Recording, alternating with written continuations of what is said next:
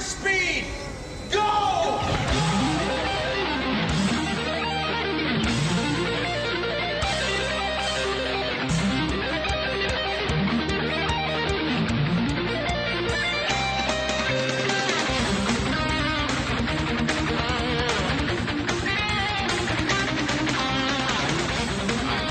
What do you feel like? What do you feel like, Carlos? Weird. What do you feel weird for? You've done this before. You know how this works. It's been a really, really long time since I've done a cocktail time. But do you feel ready? Do you feel charged up? I feel it. I feel it inside me, dude. You know, you should feel. You should feel like you should feel lighter. You should feel lighter. Is that so, Joseph? There's actually nothing inside of you anymore. Well, yeah, You know. that's partially true. Everybody, welcome to Cocktail Time here for Player. I'm your host, Joseph Christ at Cocktail Time. And with me tonight is Mr. Bob Webb, as per usual, unless he's usually sometimes out in the forestry. Yeah, sometimes in the woods. In the woods. And joining me also, the first time on Cocktail Time live, because you've been on multiple audio Cocktail Times. I can't even remember what the last audio wasn't. I don't remember either. We'd have to look back at the archives. Maybe someone in chat can help us with that. That was the last time you've been on. But Carlos, hello, Carlos. Hello, Joseph. You look so good. That I was wondering if you could find a bigger headset. You look like a help desk person from 1984. So, as many of you might have seen, we were starting a little late tonight. Carlos was pooping, so we got kind of held up. So I wanted to we need our first segment tonight. I was thinking we can ask you how did that go? Well, do you want to tell them the context behind this story first? Joseph really wanted to get this started around 9:30 Central, and I waited, and no one was online. So then I decided, well, since no one's gonna do this, I'm just gonna go do my business. Right. Well, I said we usually start getting together around 7:30, 9:30 Central to sort of get set up. Yeah, we usually start at what? We start at 8. Yeah. PST 10 Central, but we usually start. There's a lot of setup and preparation. See, people don't realize to pull off a cocktail time. There's a lot of preparation that must be undertaken in order to get it right, and so it usually takes about a half hour to do that. You know. So how'd that go for you, Carlos? I'm really interested that it went well. Good. Well, you did say you had a story. Yes, it is the most interesting pooping story that's ever occurred to me, or that I can think of. Yeah, that implies there's been multiple poop stories, but this is the one that really stands with out. Me, each poop I take, I don't know what's gonna happen. It's an adventure. It's like an adventure. I mean, every poop I take could be my last. One does not simply just walk out of Carlos's ass. All right, so here goes. And I'm only doing this because you asked me to tell everyone. But you ever take a poop so massive, so epic that your knees shake? You know. Yes, unfortunately. Unfortunately. All right. So let me tell you a story, my friend. A couple of months ago, I was on the throne, taking care of business. Taking the Browns to the Super Bowl, dropping the kids off at the pool, however you might want to call it. And for some reason, I had to sneeze, and so I did. And holy shit, dude! I felt like I was being split down the middle in half. Well, and then afterwards, after I grabbed my composure again, I was like, "What the fuck was that?" So I looked at the toilet, and there was this poop, and it was so big that, and the shape was weird. It was shaped like a football, not something that you expect to be expelled with ease out of, an orifice. It sounds like it wasn't expelled with ease. Yeah, it was not, and had I not sneezed, that probably would still be. It would have still been with you. Yeah. So now you know what it's like to give birth. Yeah, I'm pretty sure I know it. What did you eat that you caused that? I eat a lot of fruits and vegetables. Apparently not. I don't think you do. No. Well, I do, because that's what the fiber makes you poop more. Makes your poops more powerful, dude. There's this there's this That's exactly what they do. there's this tea that ex-girlfriend, she was my girlfriend at the time, got for me as a joke. It's called Dieter's Green. Have you seen this? It's like a poop tea, and you're supposed to drink it, and 6 hours later, it's supposed to I don't think clear out your shit. system. Actually, you know what? I might have the exact same brand in my kitchen. Yeah, yeah. We got this. Usually, because when you're on trips, it's hard to keep yourself regular, especially when you're crossing multiple time zones, and you start to get backed up. And, got this tea, and I'm making a little bit of tea and drinking it. About 30 seconds later, shitting my brains out. 30 It works seconds, very well. really? Yeah, I think it's really just my body needed the excuse to finally take a shit. There's got to be some sort of psychosomatic Yeah. as well. Like you're thinking about drinking the poop tea, and all of a sudden that sort of gets things moving. We're talking about poop tea like we're 80-year-old fucking men. Yes. Like, hey, Johnny, does this make you go to the toilet? 'Cause I sure haven't gone to the toilet in about 6 days. Well, I'm getting kind of worried it's going to come out while we're asleep in the bed. Oh my god. Well, this is a good beginning to this episode here. So It's a poop it's a cast. poop cast. It's basically the poop cast. So let's start with what we're drinking tonight. Carlos, since it's the first time here in Cocktail Time Live, what do you got for us tonight? I'm sorry and I will disappoint you, but I have chosen to go with a non-alcoholic beverage. Oh my dear God. You're on Cocktail Time. What is your non-alcoholic beverage? It's It's poop tea, isn't it? poop tea. Yeah. It's what you call it? What is that? Oh, okay. It's a glass, dude. Okay. It looked like it looked like a blood bag or something. No. Oh yeah, I could see that. It's club soda with a splash of cranberry and some lime juice. Oh, okay. So it's It's fancy. It's a fancy drink. It's fine. We're high caliber people here. I'm going with my own standalone this week. I just have my little vodka lemonade sort of thing I put together. What are you toasting, Carlos? I am going to toast this chocolate sandwich cracker. That's not precisely video game related, but Okay. have you ever seen Cocktail Time, Carlos? Oh man, I had the speech ready for the cracker and everything. I am toasting for the season 4 of Breaking Bad, who's now on Netflix. That's not video game related either. God damn it, Joseph! I watch my Netflix on the Xbox. Is that good enough for you? Oh, that's close. That's kind of close. I don't know. Sure, we'll let that one fly. Tonight I am what am I toasting tonight? I don't even know. This week's kind of been a blur. I don't remember what I've played. I played some Quantum Conundrum this week, so I'll toast a Quantum Conundrum. God damn, I've been wanting to get that, but I don't want to brave the download. You know what do you mean? Brave the download. Yeah. What is brave the download? I've recently become a very impatient person, so I can't sit around waiting for it to download. I'll just go do something else and never play it. It doesn't take long to download it. No, just start it when you're going to go out somewhere. Or when you go to what bed. you should do? Start it when you're going to go poop, and then. Oh yeah. Apparently, you can probably download 4 Quantum Conundrums in there. So that's my toast. It's pretty good. I'll talk about it a little bit later. We've talked about it last week as well. But cool. Did we talk about it last week? Yeah. I know I played we it. talked about it last week a little bit. We glanced upon it. Was last week? We slightly caressed it because I think you played it, Bob. I played it when it came out, which was 3 or 4 weeks ago. But anyway. I'm confused and I don't know what's going on.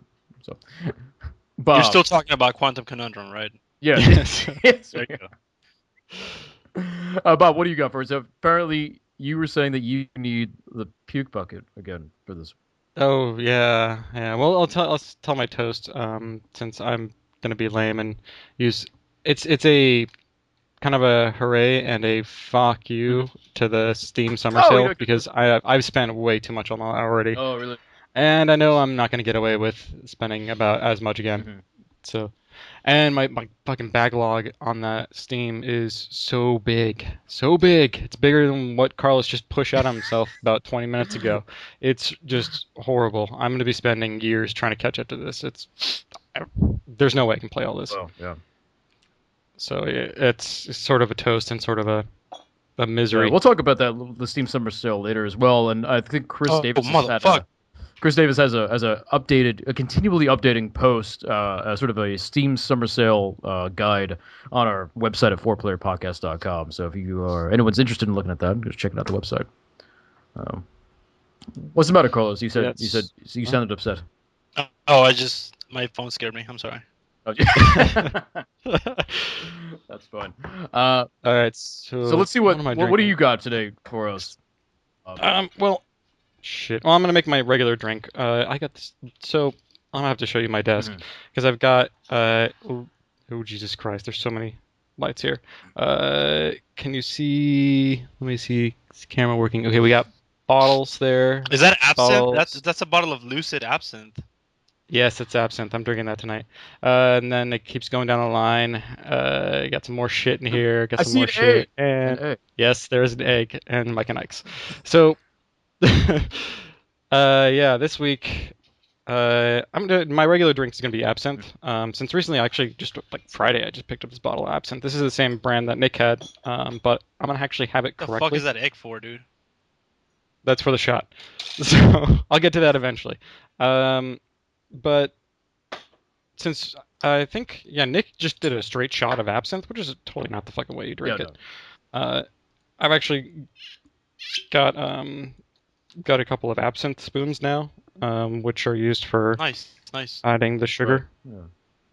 But normally, you dilute absinthe because it's about 60 to somewhere between 62 or 3% alcohol. Right. So it's super high in alcohol. So if you just drink it straight, it tastes like ass. But you can see the absinthe. I don't know. Can you see the absintth? It's green. It's greenish. Yeah. I've drank Lucid before. Yeah. I have a well, it's pretty clear, so you can see me through it. Okay, I'll stop that. So it's clearish. It's green and it's clearish. But when you make it the traditional French way, you call it the louche way, right? Louche, like a louche. I don't know. Yeah, it's called the louche way. Louche. So yeah, I got the. This is a spoon, absinthe spoon. Or a knife or a spoon. I don't know. Fucking know. It's got a kind of a pattern on it. This one's got a little sort of artistic-y, kind of leafy like pattern or vine. Nice. And you just set it on top of the glass. And normally, you have a kind of a drip or like a, what the fuck are they called? Kind of like a water fountain, which you can use to put iced water onto the absinthe, onto the ice cube. And since I don't have that, I actually just got something else. God damn it, this camera. Okay. Since I don't have that, I just got this little thing. It's like a kind of like a syrup thing, but it opens up at the bottom. I just drip cold water on top of here. But you can see as you drip it on top, you dissolve the sugar in there. Some people recently started doing, as in the past 10 years, started burning the sugar and putting it in there. Interesting. But that's not the traditional way. That would make it more difficult. I imagine the sugar like melting and fusing to the spoon and not really dissolving down. Yeah. Good God, I wouldn't want to have to clean that up. But yeah, the whole point is to dissolve the sugar using the ice water, and then as the water mixes in with the absinthe, it'll eventually start causing it to be really cloudy. You can see it's not that clear mixture anymore. It's actually turned to a pale, cloudy drink, and that's because the herbs that they use to infuse the absinthe, they precipitate and they turn the absinthe drink into just kind of a cloudy mixture. If you don't have a real absinthe, if you add water, it won't do this. It's a sign of a real absinthe, I guess. If you just do herbal infusions to herbal extracts. So yeah, enough of that. That's my regular drink. That's your sippy drink. This is my sippy drink. Just recently, Bob, I remember telling you that back in my absinthe drinking days, I actually found out that you can mix absinthe with milk, like really cold milk, and it tastes pretty good. Yeah, I can see that. Now that I'm tasting it, it's kind of nice licorice flavor to the absinthe. So it's in milk. I could, yeah. Are you saying milk and cinnamon? No, is what you're milk using? and absinthe, and you can either sprinkle some cinnamon on top, or I could get some, those spice gummies, spice drops, and just Oh let it yeah, sit on the glass of absinthe for a little bit. cool. I'll have to try that at some point. So now my shot is called a prairie oyster, which I'm not looking forward to. This is like one of my worst nightmares of trying these Right. because when I first saw this list on the list of horrible shots, I knew instantly I wouldn't want to fucking ever do one of these. Right. And here you are. Here I doing am. it. So, part by part, what do we got? Jack Daniels. So this is, well, yeah, it's supposed to be bourbon, but I've just got this bottle of Jack I'm using. I don't have bourbon, but it's supposed to be 1.5 parts. So I'm doing 1.5 bourbon. No, that's I remember owing Brett a drink one time, and we were at a bar, and he told me just get me whatever. And oh god, that's a on the menu mistake. on the menu there was a drink with a raw egg in it, so that's what I got him. Yeah, yeah. No, this then so I got the whiskey in there, and then I got a raw egg. Oh, fucking not looking forward to this. Oh, See that doesn't bother me that much. really? Yeah, I don't mind raw egg. Oh, I've never I'm actually had a raw egg fucking before. excited, dude. That's I mean, that was good thing like I in put the on And then pants, you dude. like a long time ago when you would work out. You put 2 raw eggs in a have a glass little raw egg. and drink it back. And Oh, and then you get a little splash of hot sauce in there. Okay. Oh god, this What is is that? gonna be Is terrible. that Cholula?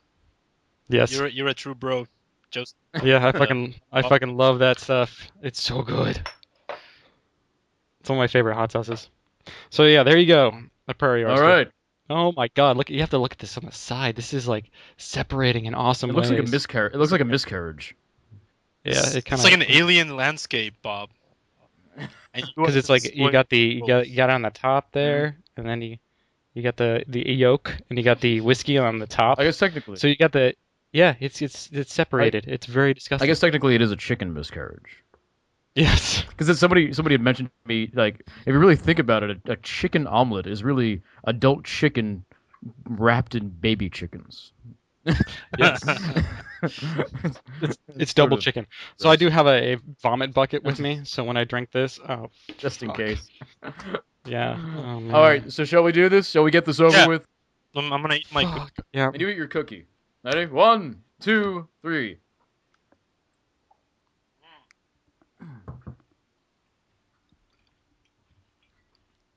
Go back, Bob. Oh. There you go. Woo. See, that's not so bad. That doesn't seem like it's so bad. Oh. You know what I just God. realized not too long ago? How is it, Bob? That look on your face. I'll let you know in about a minute. Yeah, Oh. I actually got the whole yolk down. that's It didn't break or see, anything. that's the trick. You don't want to start. You don't want to start amazing. chewing it and stuff. You know. It took about 3 swallows to get it down, though. Right. Yeah. Ugh. Holy fuck. You know what I realized eating my cookie on camera?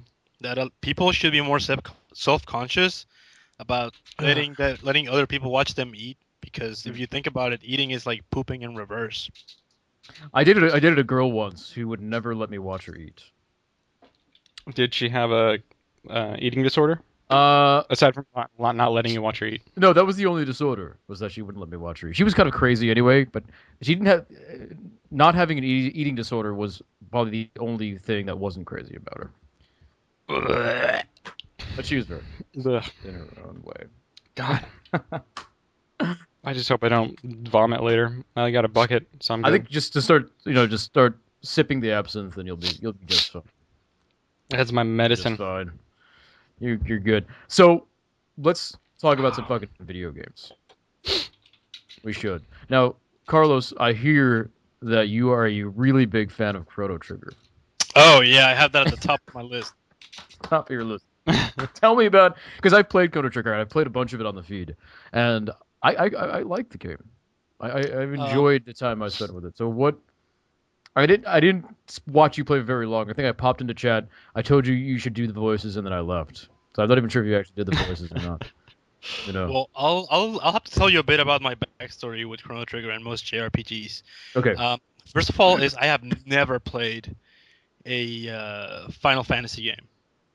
Oh, really? Like ever. I started playing Final Fantasy VII, played for about an hour, and I just had to stop.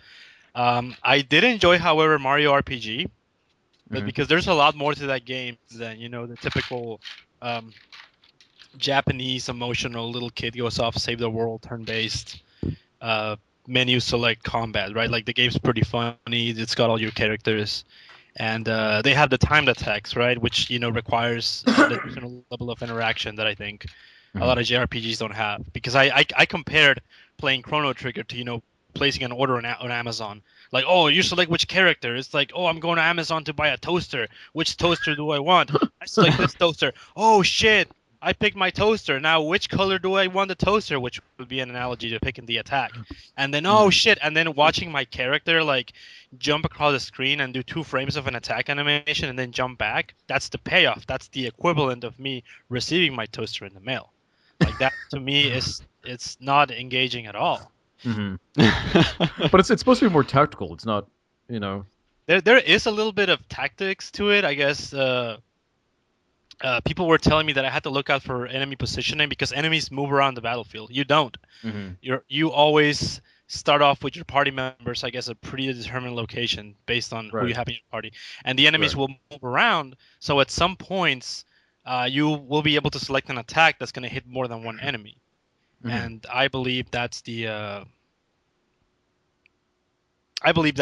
like strategic element of it, and I will tell you this though, there is, and before I will go back to Chrono Trigger and more, but the one JRPG that I didn't even know it was Japanese because it was so good. I'm sorry. Was the I think that's racist. It's Bowser's Inside Story. Who are you, Al? Who are you, Phil Fish? The game's, I'm an American dude. Yes, we got Phil Fish over here. Phil Fish over here. I drive a Ford. What was this game then? Did you say it? Bowser's Inside Story. Oh, okay. I haven't played that. Yeah, it's on the DS, right? Yeah, it's on the DS, and it plays kind of like a music game. Like every time an enemy attacks you, you can counterattack or dodge, right? And they do kind of like a little telegraph animation that tells you what they're gonna do. So that tells you, oh my god, I need to duck or jump or use my hammer or something. So the combat is a lot more active. I mean, you do have to select attacks from a list, but after you select the attack from a list, you can either fuck it up or make it more effective by actually playing kind of a little rhythm game, I guess. But Chrono Trigger, I played back in the day. I played maybe 6 years ago. I tried getting into it, and I got up to the first fight with Magus, and I had to stop there. I just couldn't go on anymore. I was like, no, I can't do this. It just doesn't pull you in. Yeah, but after playing it, was it yesterday I played it? Yeah, it was yesterday, I think. Yeah. After playing it yesterday, I played for about 3 hours. I kind of want to go back to it. Mostly because it feels like I was playing it for the first time because I could not remember anything. Like everything seemed new. And people have been saying that, oh, you get to travel to all these different time periods. So there's going to be all these different environments that I can, run around, which makes it sound a lot more appealing. Maybe now I have the patience to go through it. But I hope I can pick it up again. Maybe I can get through the fight with Magus. But did you see what I was doing? Like when I was playing it on the feed, like a lot of the enemy fights, I could just hit the turbo button on the emulator. Yeah, and just smash it, and I could just win all the fights like that because sucking the soul out of it. Because the tactics involved in winning a battle are only using healing items from my party, and if I know that my party is going to be able to outlive the enemy, then there's no reason for me to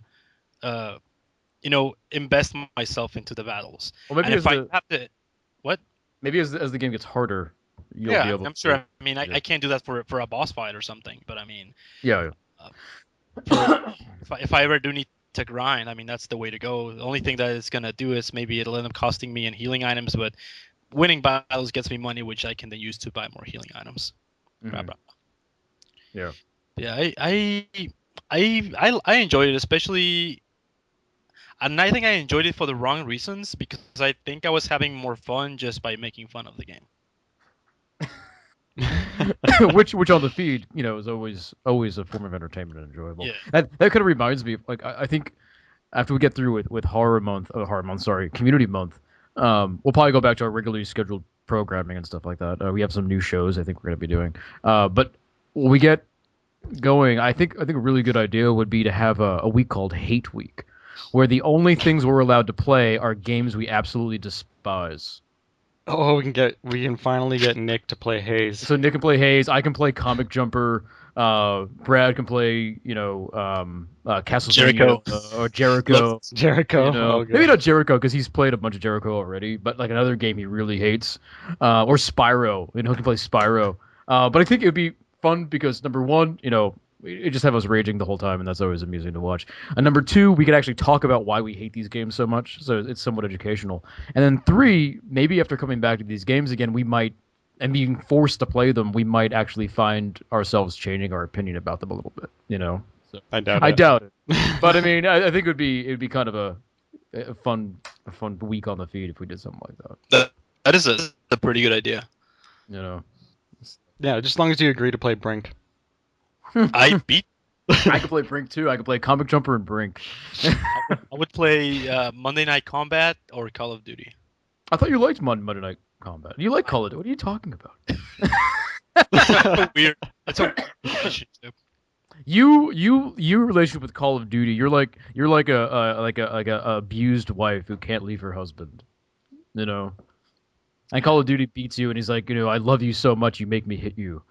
And you're like, I hate you so much, but I'll come back. And there's just everyone wants you to go to a help center. And you refuse. Every time I come back, I'm like, why do I do this to myself? Exactly. And we all want to have an intervention for you, and you don't show up, and we find out you're being beaten by Call of Duty in the basement. One lone light from a string swaying ominously back and forth over your bleeding body. Anyway. What else? You been playing anything else this week, Carlos? Well, today I had a pretty lengthy marathon of Terraria. I picked it up on the Steam sale for, I believe it was $2.50. Mm-hmm. And I played for about 5 hours with a friend. Man, that game, I think I like it more than Minecraft. Really? It's got a better combat system, and if you're more interested in like the kind of leveling up aspect and making better items and progressing yourself rather than the world, it's much better than Minecraft for that. I have not played Terraria. Really, it's pretty fun. I really haven't played too much of it. I just got to find people to play with. It's $2.50 on Steam. Yeah, I don't think it's $2.50 anymore though. It might still be. I think it was from yesterday's sales. You know what? I'm gonna look right now. Let me tell you, Joseph, and this is gonna convince you to get the game. Okay. Like it's like Minecraft, but it's kind of more objective based. See, Minecraft is more about building cool looking shit. Mm-hmm. This one is more about heading out into like a mine and trying to get all the loot you can and making it back alive to where you can use those materials to build yourself better armor, better weapons. Oh, okay. Better things. So it's a lot more fun in that sense. But I was playing with a friend, and the game is played, for those who don't know, it's kind of like an old school looking 16-bit 2D side scroller, but you can dig your way down beneath the dirt. You can go pretty much wherever. So like miner dug deep or something. Yeah, a little bit closer to that, or like any kind of a 2D scroller. So me and my friend were down at the bottom, right? We're down underground digging, and he sees a lake, and it's pretty dark, so we can't really see that well. We didn't bring enough torches, so there's sparsely lit areas, and he jumps into the water because he sees a jellyfish. He's like, I'm gonna fuck that jellyfish up. And I'm like, okay, cool, cool, bro, cool. So he's down in the water, fighting the jellyfish. But while he's fighting the jellyfish, he ends up like swimming below me, like on the ground below me, like on a little underground river. And because it's so dark, he can't make his way out. And he's he starts to drown. He's like, dude, help me. And I can see him, because he's like, a couple squares below me. Mm-hmm. A couple squares of dirt below me, I can see him drowning in the water. He's like, dude, dig me up. And I'm hitting at the rocks with my pick like, I'm coming, bro. It's like in those movies when someone gets caught beneath the ice. Yeah. Yeah. Like punching the ice. That's what it was like. I was like, dude, hold on. He died. And all this stuff fell out. And You weren't fast enough. How could you do that to him, Carlos? and then one time, we finally derived the best strategy to go deep is to just like make a tunnel straight down, like both of us just hitting the ground, the blocks beneath us, just going straight down. And if we find a mineral vein, we take it, we block it off to make sure no monsters like fall in the tunnel from above, and then we just keep going down. So I find some ore on the side of the wall, and I start going at it. I start going at the ore. Turns out there's like a giant pocket of water underneath those minerals. So like our tunnel gets like flooded, and he's like, "No, stop!" And our whole tunnel is flooded with water. He's like, "What the fuck are we gonna do? Because you can't swim, and it's too high for us to jump or do anything." He's like, "Fuck it, dude, just dig down." So we just keep going down. The water. On top of us, we were drowning the whole time until we finally hit a hole, and all the water just rushes out, leaving us hanging up there. Wow, amazing. Yeah, I love that.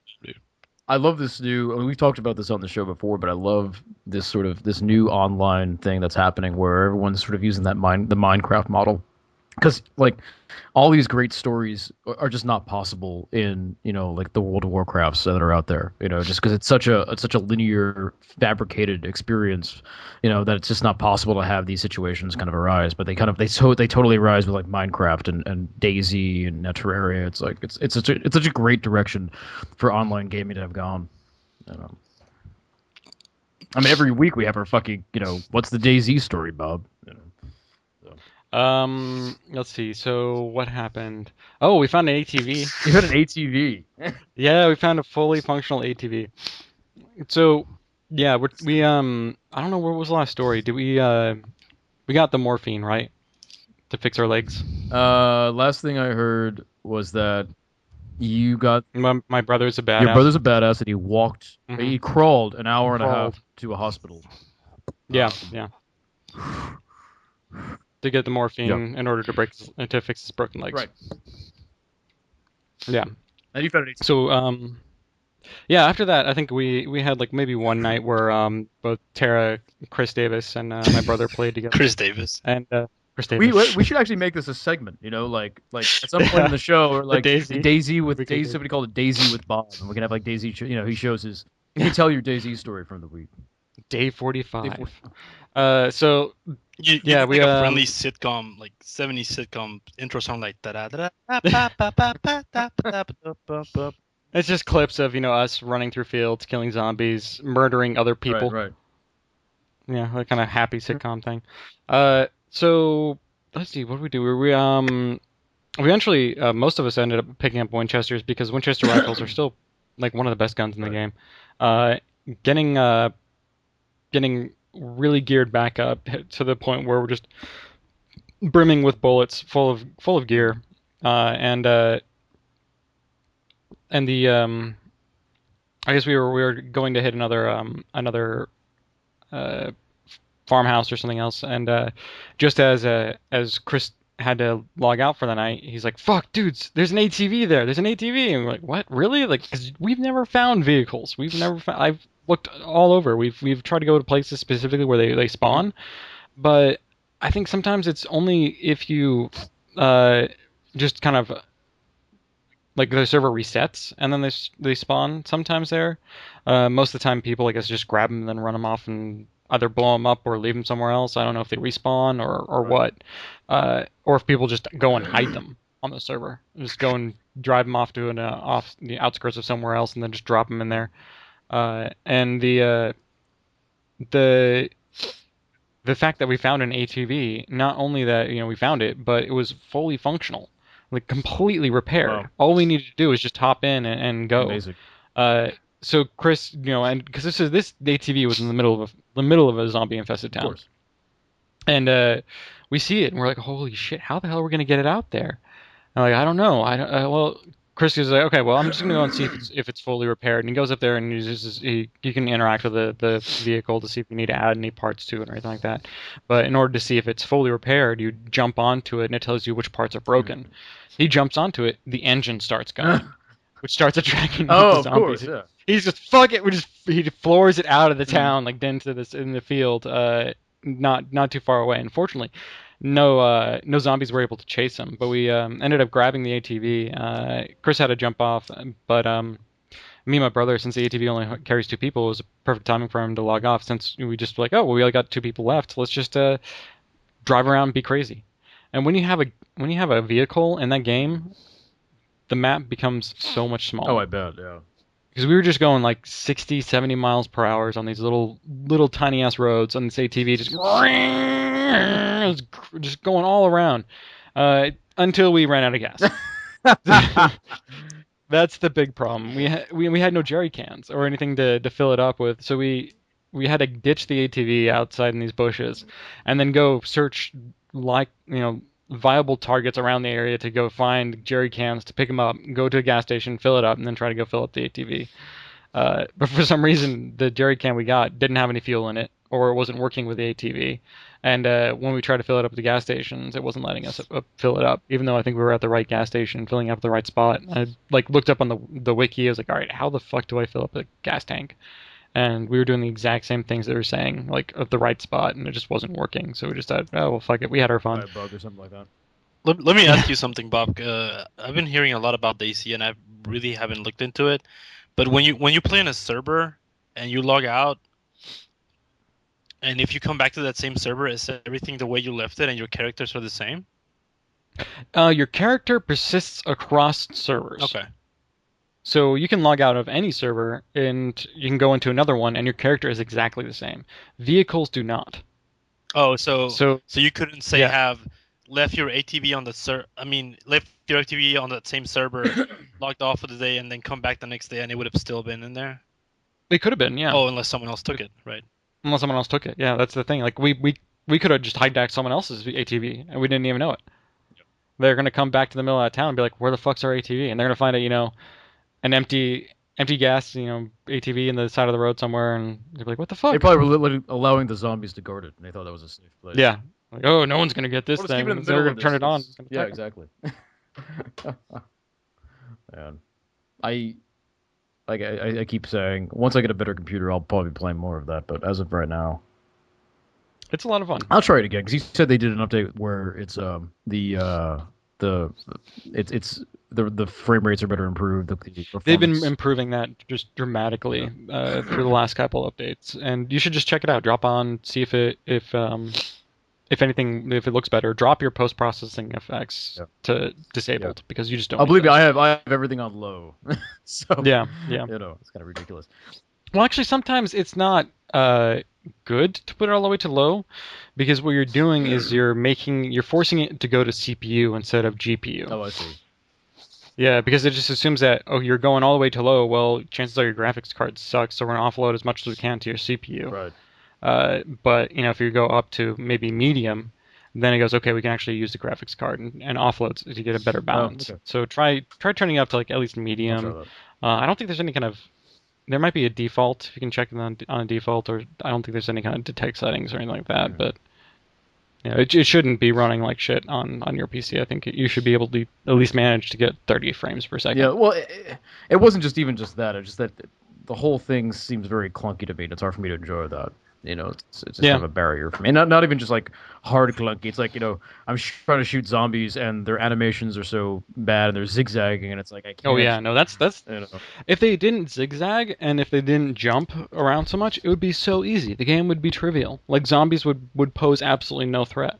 Like there would be no terror element to the game with the zombies. I mean, most of the game is just other players, but there is, still that degree of, well, if we do go into a town, we can get kind of fucked because these guys will jump around and they're really hard to hit sometimes. So what you're saying is, if they were to fix out all these performance issues and glitches, then they'd probably have to rework the way the zombies behave in order to make them more of a threat.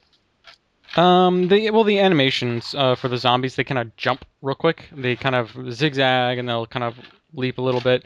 I think they still have to keep them fast moving. Like if they were to go to the regular, like, oh, this plotting zombie is just walking around this, walking along this line, it's gonna be just too easy. Instead of like, can you imagine playing Left 4 Dead if they just plotted around? Yeah. Well, in Left 4 Dead, there's also the thing that there's a lot of them. I don't know if DayZ handles that, same number of There's quite a zombies few. in the same Sometimes, spot. it depends on your gun, but a lot of times you can't kill them in one shot. So you have to either be really good at aiming, and given the latency on the server, it can be kind of a trial to do that. But I think they could get it to a point where it's a sweet spot where the zombies are not trivial and they're still quick and they're not that hard to hit, but they're not just shooting fish in a barrel. Right. What if they made it just where like only headshots would count? I would probably die a lot more. Yeah. But I mean, don't make them zigzag, but just make it so headshots are, Yeah. Well, the one thing with the zigzagging zombies is that when we were going to the gas station to try to get the gas tank, we managed to startle some zombies, and they're coming at us, and there was one that was kind of running around the gas station, and I fired at it, and I completely fucking missed it because it kind of zigzagged, and I fired again and killed it. And my brother asked me, wait, did you mean to hit that other zombie? I was like, what? Wait, I missed. What are you talking about? And I look across the field, and about maybe 300 or 400 yards away, there's a zombie in a field that had accidentally shot just because the other zombie had moved out of the way. That's funny. It's a complete accident. That's funny. So have you been playing anything else besides DayZ? Morrowind. Oh yeah. How's it feel to go back to Morrowind after all these years? It's still the game I remember it as being. The interface is clunky as hell. I had forgotten the dialogue trees were just more akin to Daggerfall than anything else. Like they're pretty old. Yeah. Like Yeah. there's very few. Reminds me of Wikipedia. A Wikipedia? Yeah. Because it's like a paragraph of text, and you want to learn more about something. Yeah, you click on a topic and it goes, oh yeah, these things. Yeah. Yeah, there's voice acting, but usually the voice acting is only like in the ambient, like when they're talking to you, like when you walk by them, or when you first talk to them. Then they'll say a line or two, and it's the same 20 people that did all the voice acting. But the game itself, I remember all the skills and how you level up using the skills. Archery sucks when you first start if you don't turn down the difficulty. Really? Yeah. It's because it's like you can't hit anything, even though you're shooting it point blank. Your arrows will still miss. Is that? It's all on a dice roll. It's not like that's right. whether you actually hit it. Yeah. Yeah. Like whereas now it's like a first-person shooter. Back then it was right. Yeah. It was a dice roll. Yeah. Instead of being like, oh, you just hit them for less damage, but you actually hit them. Right. You can completely fucking miss them, even though you draw your bow and you fire it right in their face. Right. Which is completely stupid. How does that look? Does it just fly off the screen in one direction? Sometimes it'll just kind of go off to the side. I don't know if that's just me missing or it just kind of going off slightly. You're a shitty shot, to the side. Bob. You're a shitty shot. Sometimes I'm a shitty shot.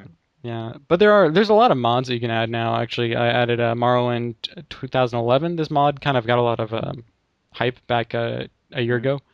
It was a collection of different mods that made the game look really good, and I got that running on my system. Apparently, because the guy didn't give due credit to all the mods that he used. Oh yeah, I heard about that. Packaged it. Yeah, they kind of shut him down, but he kind of rectified that, and now it's back, and you can actually get that mod and install it. And it looks good. There was another mod. I thought dying of cancer here. Talking about what's going on. I was worried about that. I had this cold.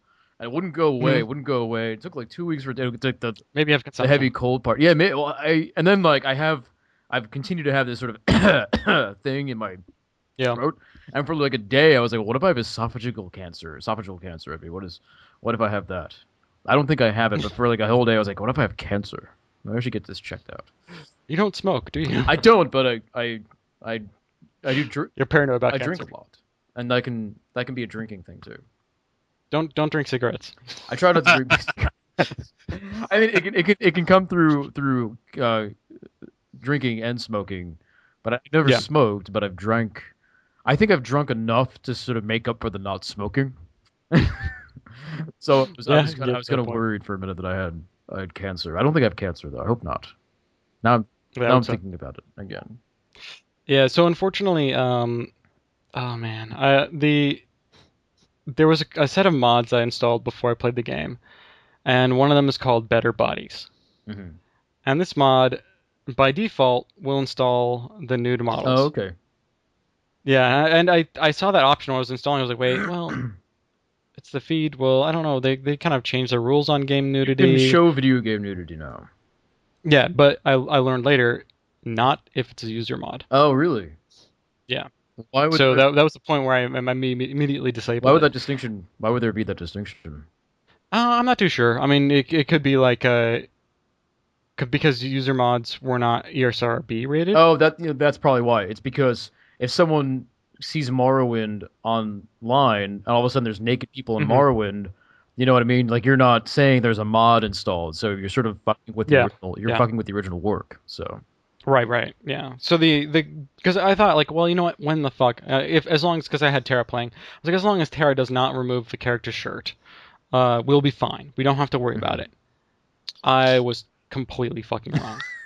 It's like I had forgotten that basically every time you loot anything off the corpse, they're naked, especially what they're wearing, butt naked, Yeah. completely fucking naked. So I saw these tits. It's like this woman's like laying on her back, and it's just these peaks. I was like, Tara, don't look at that. And unfortunately, there's another mod that is called. It's a sheath mod. It adds sheaths for your swords and your weapons. Oh, that's cool. Apparently, it takes the slot of your shirt. So whenever Tara equipped her weapon, Her shirt came her off. character would her shirt came off. So at this point, I learned that they don't allow player mods for nudity. I was like, fuck, okay, I'm just gonna turn this into the non-nude version. I did that real quick, and I'm like, okay, oh, finally, I don't have to worry about this bullshit. We're going around, and like, oh, hey, there's this I was doing Fire Guild's quest, and I was like, Callie, there's a building over here, and it's got a red lantern hanging outside of it. I wonder what that means. We go in there, and there's these girls dancing. Of course, they're clothed now. They have bras on, and I was like, oh, thank God I disabled that mod. Otherwise, I'd be completely fucked. I turn over to the counter, and there's a chick behind the counter. She's got a bra, and then there's a Khajiit. Her tits are hanging out. Does she have multiple tits like a cat? No, it's just two nipples. Oh, I was expecting to have multiple nipples down the way, but. No, but the thing is, like, it's because Better Body mod does not have does not contain mods for the beast races. So the Khajiit or the lizards people. I can't remember their names. Kardashians. So the Kardashians are always naked. No, actually, it's not Kardashians.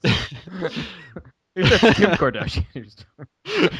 Yes, Aragonians. Our Argonians rather. This was a different mod that we needed to have.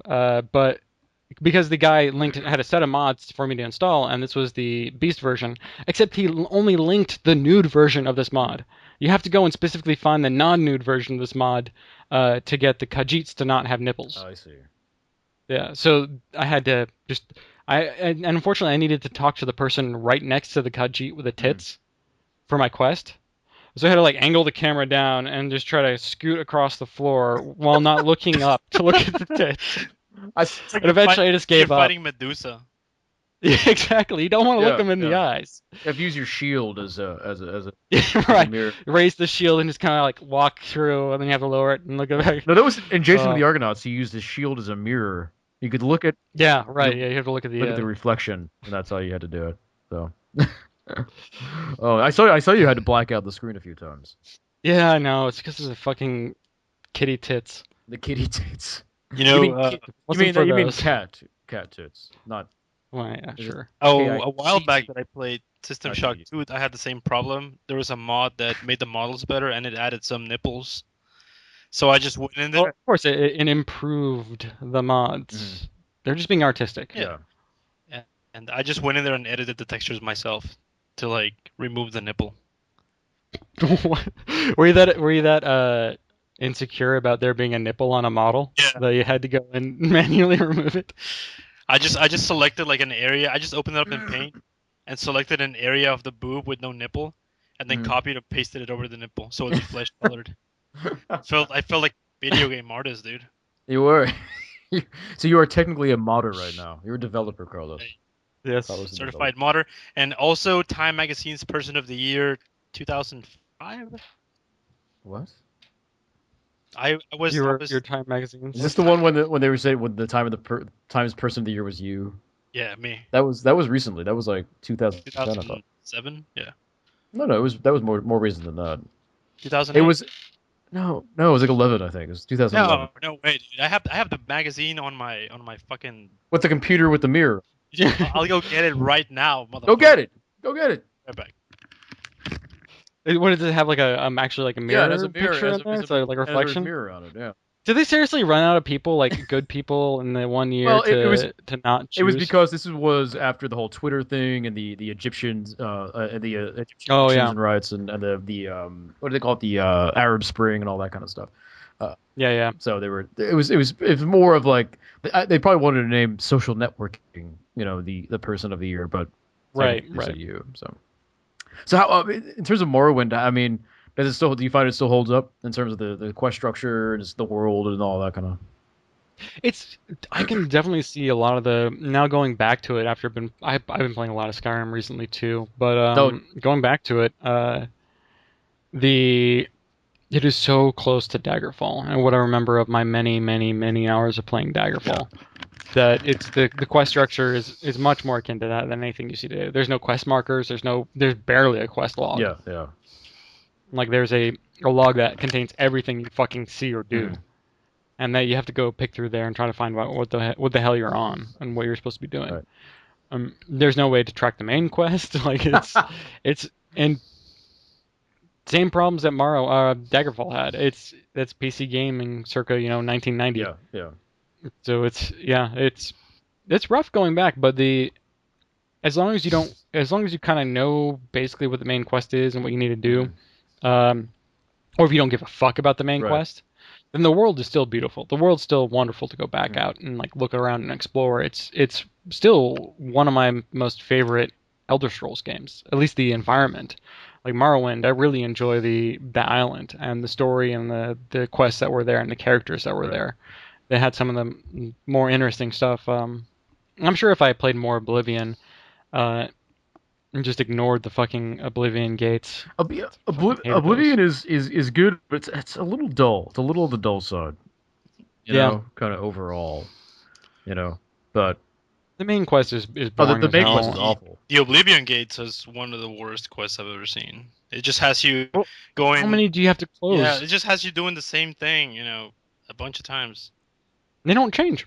No, you find a gate, you go in, you kill the thing, and you leave. That's it. Yeah, that's it. And Oblivion was just nothing but forests. Yeah. Like, do you remember any kind of other environments? Not really. That's what I mean. Like that whole game, the environments are pretty similar. There's a snowy area that's not very big. Yeah, but you go to Morrowind, you have lush jungle where you start. Mm-hmm. You have kind of these forested areas. Then you have this like really sandy desert. Yeah. And then you even with the expansions as well. I think the Blood Moon expansion, is that right, for Morrowind? Yeah, it was Tribunal and Blood Moon. Blood Moon expansion. Blood Moon added another island, which was kind of a really kind of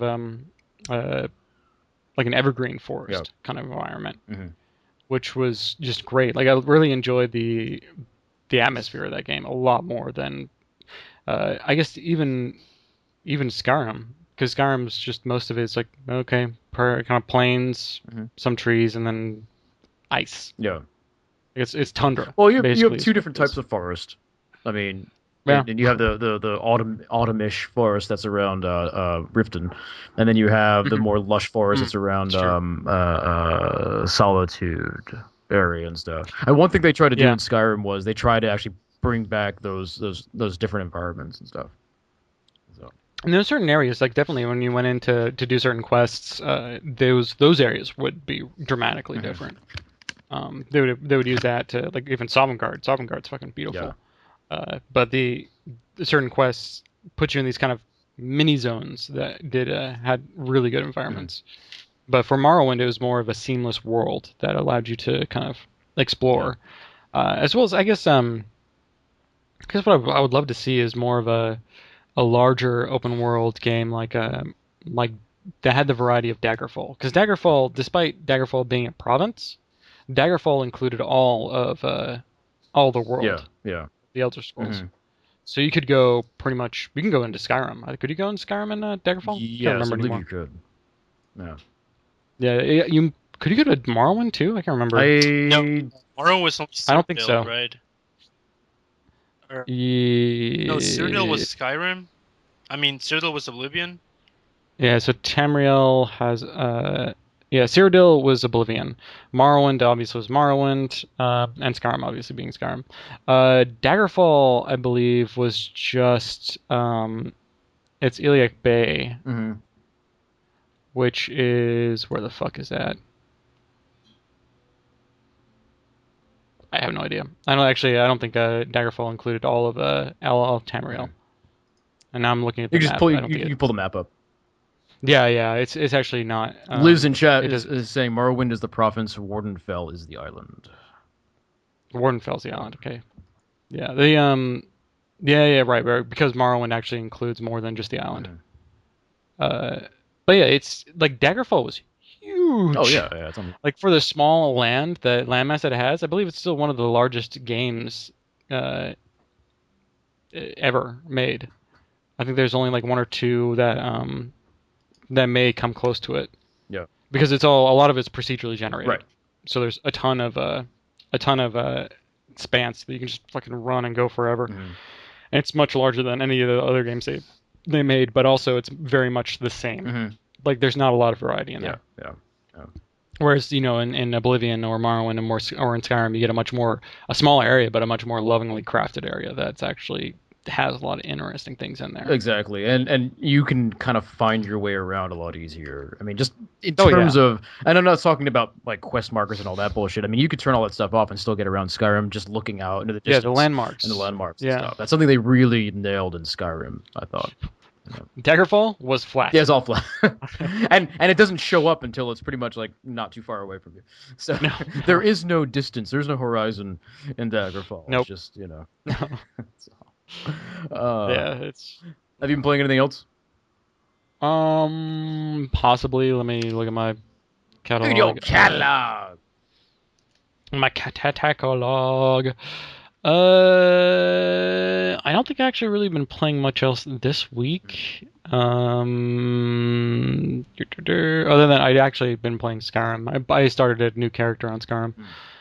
Still waiting for the goddamn Dawnguard DLC to come to PC since that's where I've been playing. Isn't that $20? Is it on Xbox? Is it $20? Yeah, I think so. Right. I don't know. I would have thought it would have been more like 15 or. No, so. it is 20, and I've been wanting to pick it up, but I just can't at that price. Yeah, that's kind of weird because I don't think it's that long. I don't think it's more than like 2 hours long. And the stuff that you could carry over into your main game and kind of play around with, which are the vampire powers. I read that a lot of people are complaining that you can't. You have to be in third person to be a vampire. So yeah, that's kind of true. annoying. And I mean that's something you can mod in the PC version, but in the Xbox, nope. Yeah, we talked about this a couple of shows ago, and that's something that's really irked me about the Dawnguard thing was that you had to be in third person if you were going to be a vampire. The same thing with the werewolf, and I don't think it's necessary. And what I said at the last show, I said you can give the player a sense of transformation and still keep the player in first person perspective. The Darkness did that really well. And continue to do that really well in the Darkness too. And there's no excuse for it other than the fact that they just kind of wanted to show off this character model they had made. So it kind of ruined the experience for me a little bit. Yeah. Sad stuff. Sad, but yeah. Well, you know what I had to deal with this week. What? You know how I made a beer last Sunday? You mentioned it. You were doing. Yes, you lots of cleaning. Yeah, A beer. I made It's a, like when a bear and a deer have a baby, right? yes, Yeah. it was adorable. I made them copulate. No, I had a Belgian, or it wasn't a Belgian. It's not Belgian. It's a golden blonde ale. Mhm. Um, it decided it didn't want to stay in its carboy, and Oh. the blow off tube I had in there kind of got cut off, and it started building a lot of CO2 in there, Oh no. and it poof went straight up in a fountain of beer. I Wow. had about a gallon and a half of beer go all over my fucking kitchen. It was horrible. I had to take a day off of work on Tuesday to go rent a rug doctor and try to clean this Oh shit my up for God. about like 6 hours. It was horrible. That happened to a friend of mine, my friend Edward. He was making a brew, and it wasn't really like he wanted to add blueberries, and Oh God. and so like the yeast wasn't really working so well, like wasn't really becoming very. It wasn't like fermenting, So he thought, well, let me just Hmm. add some sugar, and then I want to put some blueberries in it. So he puts a little bit of sugar and he puts some blueberries, and it's still not really doing anything. And he's like, well. I want it to be really blueberry, so he adds like a shitload of blueberries to this thing, and he said all of a sudden, like it just erupted and just foam, like pure blueberry foam, was shooting Yeah. out. Like he was like, and he couldn't stop it; it was just getting everywhere. No. And it was Yeah. like unbelievable. He said you wouldn't believe it. Looked like one of those, like those sitcoms when like it wasn't the I Love Lucy. There was a sitcom, one Mm. of the shows where the bubbles were everywhere and they were like covered in Yeah. bubbles. Yeah. He said it was like that. It was terrible. Was it at least in their No, it garage? was in his kitchen. Oh fuck. Blueberry mess. Oh my God. Luckily I was able to get the stain out of the Mhm. carpet. But blueberries, you wouldn't be able to with fucking No, no. blueberries. You'd permanently have like a purple Yeah, carpet. luckily, his kitchen, of course, doesn't have carpeting, but he said it was just Yeah. sticky Mm. slop and fucking suds everywhere. It gets under the fucking fridge, and Oh, you yeah. just, oh my Under the God, cabinetry, it just. Bob, it's bad. does your kitchen have carpet? The small portion of the kitchen, it's what I have is it's an open kitchen, so there's a counter that goes around it, and the part that's behind the counter is tiled. The part that is more of like my living room, kind of dining room, that's kind of open to the kitchen, actually has a dark gray carpet. So fortunately, the green brown slush that went all over the carpet to look like a manure explosion didn't stain it that badly, and That's I was good. able to actually Okay. like soak it up and move it out. But it's yeah, the thing like with what happened with mine is mine had a bunch of wheat in it, and I put 5 gallons of beer in a 5 gallon carboy. This is really interesting for all of our viewers. Small container, wheat, hops, clogged the big tube coming off, built up a bunch of carbon dioxide, which carbonated all the beer. And if you ever shaken up a soda, then open up and release the pressure, that's exactly what happens. Because the thing that's blocking it, eventually there's enough psi in the container to pop it off. Pounds per square inch. Everything that's yes, that's what psi means. So everything that's inside instantly starts to fizz, and I had hops stuck to the ceiling of the container that I put my beer in. Like it was like someone had just taken a handful of wet hops and just slung it up there.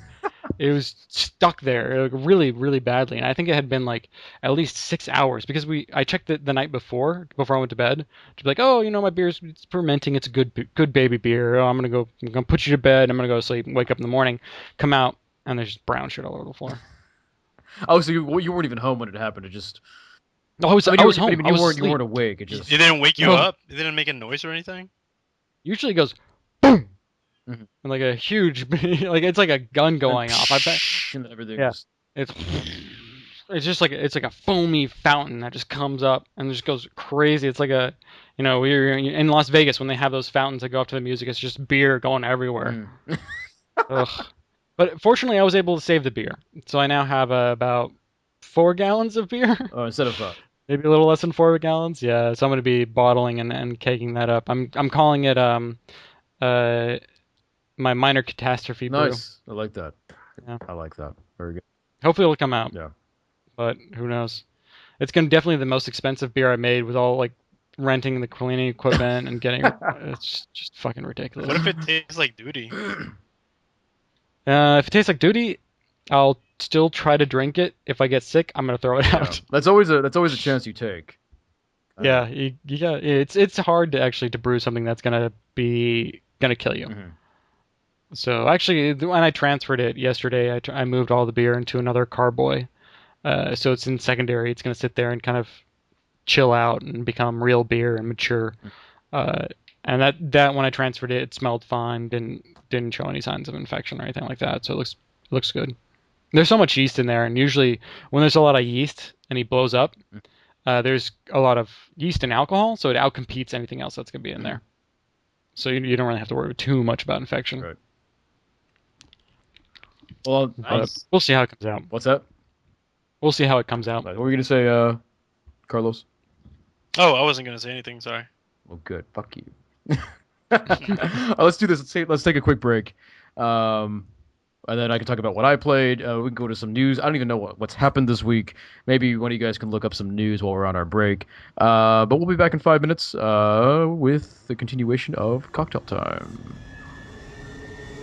Ludicrous speed! Go!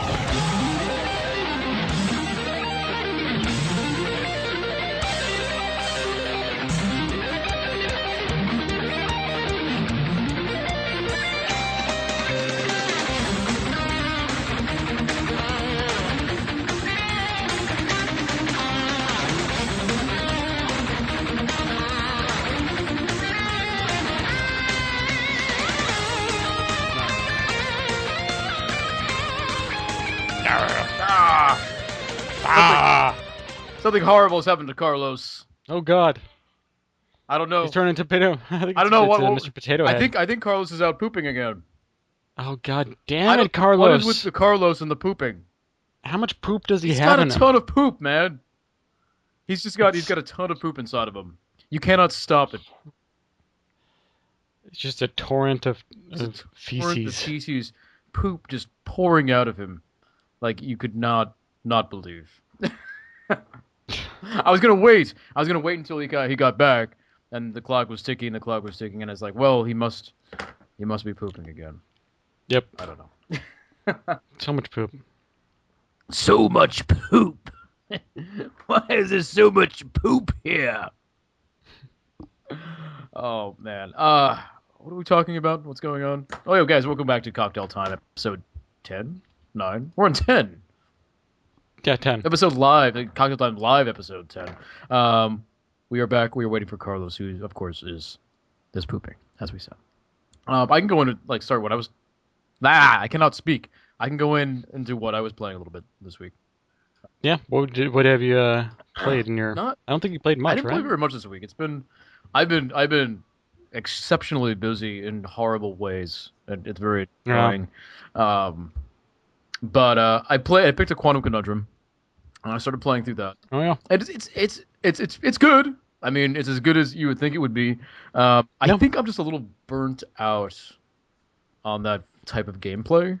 yeah, just on that formula. You know, on that formula. I'm enjoying it, but I got through. I played only up to where you maybe the second puzzle with the heavy dimension. Now here he is. Look, thank you for joining us, Carlos. Oh, thank God he has pants He's got on pants on now too. Oh, we forgot to mention That's that before. Yeah. We had to wait for him to poop, and then he was like, "Well, let me get some pants on," and I was like, "Carlos, do you take your pants completely off to poop?" He can't hear us yet. No, and I said Carlos must be like the Incredible Hulk when he poops. He's straying so hard his pants explode off of him.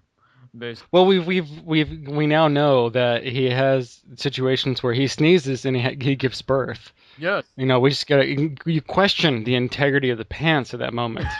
Right. I like how he has no idea. Like, why did you unplug it? I stepped on it. Oh, okay. Were you pooping again, Carlos? No, I was taking out the trash. Well, that could be a euphemism for poop. Yeah. No, certainly. So you had told us before that we were talking about you remove your pants when you're pooping. Was this what happened? Do you always remove your pants? This is what happened. Joseph texted me and told me, "Hurry your ass up and get your ass on Skype." You know, I was now hold on. I was much nicer than that. Okay, I will read it to you. This is what Joseph sent me. This is Get an on Skype, bitch. exclusive. That's right. Okay. So then I replied, I'm pooping. Mm-hmm. And then Joseph, showing a great amount of concern for my well-being, said, "Hurry up with your poop." And then I came back on the show. I sat down, got on Skype, got all prepped, and then I realized that this was gonna be on the webcam. So I told the guys, "Hey, let me go put on some pants."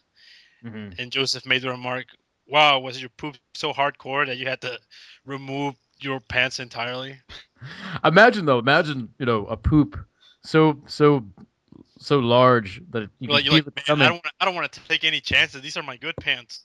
Like you're just, yeah, like you're gonna sit down and everything, but you're like, I should probably, for safety's sake, remove my pants completely, because you never know. Like when you go on a roller coaster and they make you take your earrings out, it's sort of like that. I've heard of people taking off their shirts when they're taking a really, massive poop. Someone in chat, my dog hates me, just said he takes off his shirt when he poops. No, he takes off. Really? Oh, really? Yeah. Why? That I find that so bizarre. Well, is he just he's covered in sweat and just kind of Maybe he likes to straining so hard? flex. He's like, "Grrr," and he likes. Yeah. And what he does is he has a mirror. I actually wanted to do this. Mm. I wanted to install a mirror in front of my toilet, so when people sit down to poop, they have to watch themselves poop the whole time. I once stayed in a That's hotel Zen shit. that had the toilet and the shower head placed Mhm. strategically, so that if you wanted, it would have been possible to shower while you pooped. So now this reminds me. Did I ever tell you guys about the shoilets in Japan? The what? The shoilets. No, It's a combination shower toilet. for the businessman on the go. No, so this is okay. So I lived in Japan for about 6, 7 months. I was studying abroad out there, and we had these dirt cheap apartments out there. I think the rent total per month, because it was subsidized, was $75. Oh, I'd live there. Fuck it. Yeah, it was awesome. But the room, it wasn't necessarily a room, it was a hallway. So it was probably maybe, I think 8 feet might be generous, Mhm. like wide, but deep it was maybe, 15, 20 feet deep. So it was kind of a long rectangle, and you walked in, it looked like a hallway. Mhm. Like it went straight out to the balcony, and there was just a kind of a honeycombed with a ton of these next to each other. Right. And because there's such a huge conservation of space in Japan, you need to have like kind of multi-purpose rooms. Mhm. So my bedroom, because I walk in and there's a trash immediately to my left, and then my counter with a sink. That's my kitchen. So I walk into my kitchen, and then the toilet is off to the right, and then just you walk further on. That's my bed and my desk, and it's literally like there's this much space between them to walk in. Right. And this entire place, that's where I lived, like for 6 months. And this shoreline was a square. It was a kind of a big. Let me see. It might have been like 3.5 by or 3.5 by or like 4 feet, like square. And there was a toilet in the middle of it, and it was a kind of a stall. So you close the door, and it completely seals the room. So you just kind of sit there on the toilet, but above you, like directly above you, is the shower head. And it's one of those detachable shower heads. So if you wanted to, you could just mid shower, just open up the toilet, sit down there, and just start taking shit and just like shower yourself off and just hose yourself off. And there's a drain in the corner that everything goes into. That feels like that feels like it would be incredibly comforting. Because you're. It was wonderful. It was great when you were fucking hammered. Oh yeah. I gotta tell you, that was some of the best times I had. Because you're like, It's like it doesn't matter. You can just sit there, just going like drunk as fuck, just hosing yourself off as you just piss on the wall. Like you're not even trying to aim. It just goes everywhere, and it doesn't matter. It's all gonna go down the little drain in the corner. Right. Like you just, oh man, I had so many nights where because bars in Japan are open 24/7 basically. That's fantastic. Like I had several times when I was biking my ass home as the sun was rising. Like I had just gotten out of a bar. Like it's multiple times where, oh man. Aren't We the would have drinking friends- laws a lot stricter though? No, you can drink in the street. Okay. Yeah, the tax laws are a lot stricter, but like you can go to a corner store, pick up a beer, crack it open on the street, and just sit there and drink it. It's just like in Vegas. Nice. Like there's no open container law at all. Mm. They just tax beer a certain way because in Japan people tend to consume beer as opposed to hard alcohol more, and that meant really cheap hard alcohol. It was awesome. Yeah, I bet. Like there were these 2-liter bottles of whiskey for like $30. Oh shit! Giant 2-liter bottles of whiskey. I would be getting a lot of use out of the shit shower. Oh yeah. At that point, yes. The next morning, it's a fucking mess, and then you just hose it off. Well, like I was saying, that seems so comforting. Like you're pooping, but then you have like all this warm water all over your entire body, and it seems like it would almost like make pooping easier. Make you poop more, yeah. It'd be almost like pooping in bed. A little You know, bit. because like you're like it's like pooping in bed on a cold winter's night. You know, because you have like the blankets and they're all toasty Strange. warm and they're all toasty. You just start like, you know what I mean? Except it's not. There's no cleanup afterwards because you're in the shit shower. Yeah. It's wonderful. Yeah. I had many many mornings where I woke up just hungover as fuck and just decided I'm just gonna go naked into the toilet. All right. Whatever happens stays in The there. shit shower actually, is there a seat or is it just a hole in the floor and you're... No, there's the seat. There's an actual toilet in there. Oh, there's a physical toilet in the shit shower. It's an entirely functional bathroom in like a 3x3 square. Oh, I see. There's Wow. a sink. Does it have a sink too? Yeah. There's a sink. I There's see. a mirror. Oh, I get you. So it's just... There's a So the toilet. entire bathroom is one big shower. Yeah, if you are standing up and showering, you're going to be straddling the toilet. So you can do that, and you can be showering and brushing your teeth and everything else at the same time. Everything at the same That's time. And it doesn't matter if you like spill water anywhere because it. Yeah. No, the entire thing's just plastic. It's sealed off room, entirely plastic. That's great. fantastic. I would just go in there and just like woo, just play around and do stuff. Yeah. No, it's whatever you want in there. Anything goes. Any fluids anywhere, don't matter. There's a hole in the corner. It just all goes down in there. That's awesome. I mean, there's like It's amazing. So wait, and there's a drain, I would presume as well. Oh yeah. Yeah. Yeah. Just I think you would love Japan. Oh, I want to go someday. I really want to go. Yeah. There's these places that have what they call tabenomi hodais, which are basically all you can eat, all you can drink. The best part is they don't account for Westerners. So you can go in there for like $20 because you're a Westerner. They're expecting someone's just they're gonna have 2 beers and they're gonna be too sick because we would have parties with international houses kind of thing we're staying in, and we've had parties where girls would have 2 drinks, like 2 mixed. They have cans of pre-mixed drinks of like maybe 5% alcohol. Oh, right. 2 of them throwing up everywhere. Really? Yeah. So they don't really account for that. Like when you're a Westerner and you go into these all you can eat, all you can drinks, it's like keep bringing it. Yeah. And you go through like pitchers of beers and yeah. just like, oh, it's fucking $20 covers everything. It's just some of the best food you had, some of the best beer you had. You just drink it and going like nuts. Wow. And then you go off downtown and there's these crazy bars that are in the tiniest of places. It's weird. It's almost like you're going into like an office. And they're in the same buildings as offices. So you walk to these really kind of these elevators that are stuck in the middle, like of a recessed into the building. So you walk into the building, you go into all the way to the back, press the button, and you go into these elevators. You go up to like the 15th floor. You come out, and it's like a bar. It's just a fucking bar. Like that's the bar starts where the elevator opens. Right. It's just the most bizarre thing. Huh. And you get all these kind of crazy themed bars, as well as the alcohol, because if you do mixed drinks, it's way cheaper than beer because it's taxed differently. But with the bars like to differentiate themselves because there's when Japanese workers get off of work, they tend to go to bars with their bosses. Usually that's the etiquette is you don't leave work until your boss leaves work, and if your boss invites you to the bar, you go with him to drink. Right. You have to. It's kind of that's culturally that's what they expect. But because there's so many bars, like there are so many people who go out to drink, they have to differentiate themselves by usually doing themes. So there are certain bars that have certain themes. Like there's the classical rock bar that I went to once, and they had a bunch of like classical rock guitars on the wall, and there'd be like music there. It was awesome. And of course, liquor's cheap, so we had like a bunch of really good top shelf bourbon for like, $5 to $10 per drink. Nice.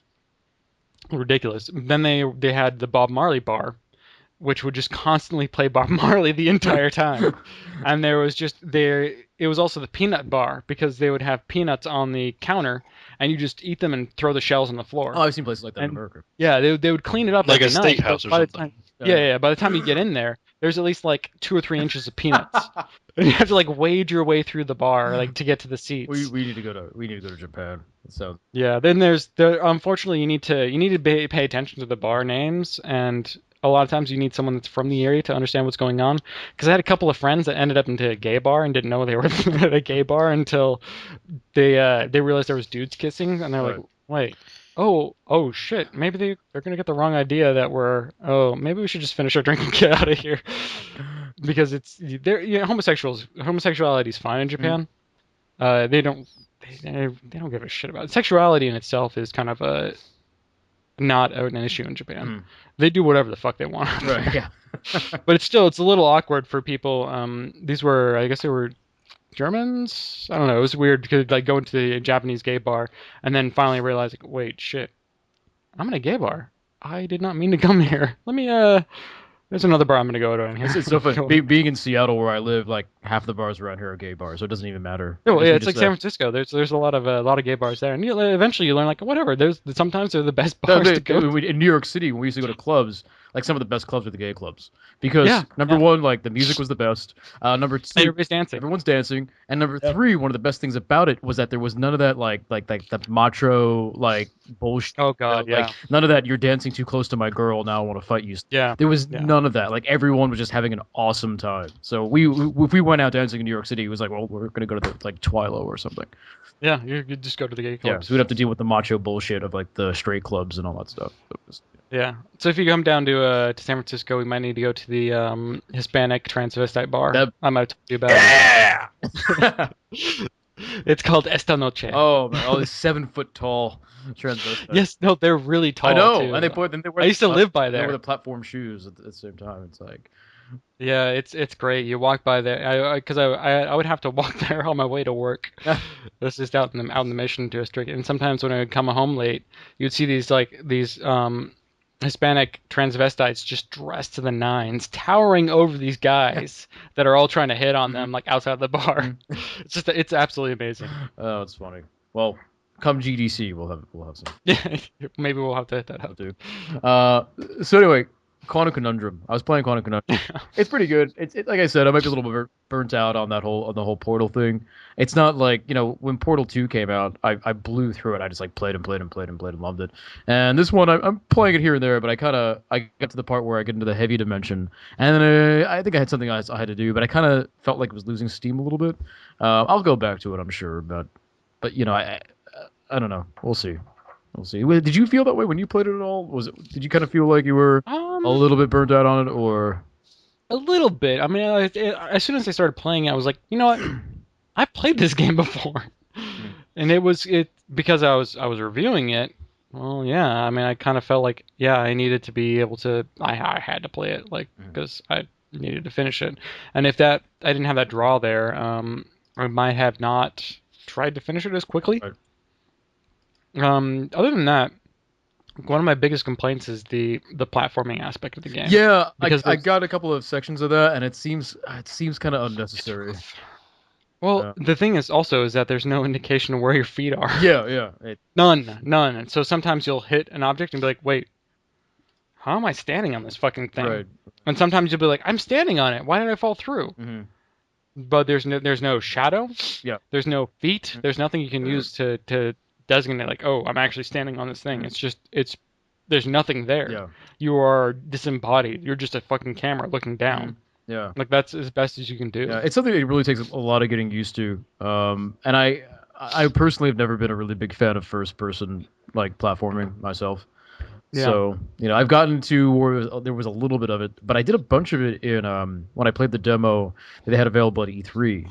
There was sections where maybe, and I'm sure you've gotten to it, where there's like these chambers of this furniture that's flying through the air, and I have to use the the slowed down time mechanic to kind of jump from piece of furniture. You're getting things thrown at you. Why don't you just throw at me? I don't know. You're being assaulted, physically assaulted. She threw socks at me. Everyone, domestic violence is no joking matter, no laughing matter. Poor Bob. She hit me right in the ear too. That could have hurt. No, it's almost like watching Carlos and his Modern Warfare love affair. But anyway, I'll go back to it. It's kind of fun, but I don't know. It's good. I like the story is somewhat interesting. I mean, man, give or take it. It's not that kind of a. It's not a world you really care about. Yeah, it's Like for me, it was like, okay, well, yeah, great. Okay, crazy science uncle. Okay. But there's no But investment. Like in Portal, you really feel like you're part of and invested in this world you're in. Right, because in Portal you're like, wait, something's really wrong with this world. Yeah. What the fuck is going on? Like, why aren't there any people? Carlos, why are you muted? I can't hear you, Carlos. Carlos is unmute yourself. Carlos is muted. There you go. I'm playing. Sorry. Yeah. So the with at least with Portal, you get the sense of like something's very wrong here. Because you see into the offices where people are supposed to be sitting at their computers. Like sometimes there's observation rooms. There's no one there, and it gives you kind of the sense of unease. Like, wait, this isn't what I think it is. Right, yeah. Like there's definitely something wrong here. And as you go progress through the game, eventually go, oh shit. So this is what happened. And through the narrate, or rather, God damn it, she keeps throwing shit at me. Shh. She's actually watching but I'm gonna hit her when she comes in. With a sock. Okay, yeah. God damn it. It's a delay, so. Carlos, you're still muted. No. What are you doing, Carlos? You're really quiet. Dude, that was the best joke I've ever come up with. No, We couldn't hear it. God damn it. sorry, guys. There it goes. Yeah, you had a joke about domestic abuse. Yes. We missed your joke about domestic violence, Carlos. Yeah, You'll have to it's save. good that you did. You have to save. It's okay. You'll be the next Tosh.0. Yeah. You just save that one. Save that one for later. Yes. So I can see why you wouldn't be super driven into trying to finish the game, because there's nothing there that really hooks you into it. Like, yeah, the puzzles are kind of neat. If you really like puzzles, then yeah, sure, it kind of drives you to try to complete it. But other than that, there's no and with Portal, this is really witty. This is like some shit's going on. I really kind of want to figure out what's going on. It's really smart. It's funny. Like it makes me laugh. That drive isn't there. I don't really care what's happening in this house with this uncle. No. It's like a decent version of Portal. Yeah. I mean, it's sad that it's instantly compared to that game, but it's so close to it. What do you think that happens, that people immediately compare Portal to Quantum Conundrum? Is it because it's the same person behind it? Well, it's the same person, and then so you have the same person. You're using a glove instead of a gun to change dimensions. You have test chambers, like almost analogs to test chambers. And there are puzzles for you to solve to get through the test chambers to the next test chamber. Like in its element, it is almost exactly like Portal. And then also, even go a little deeper, the witty the narrator that's there that's talking to you. How the house slowly breaks down and it gets crazier and crazier the deeper you go. More of the insides are shown as you go on through. Like, whereas Portal, you just see the pristine walls.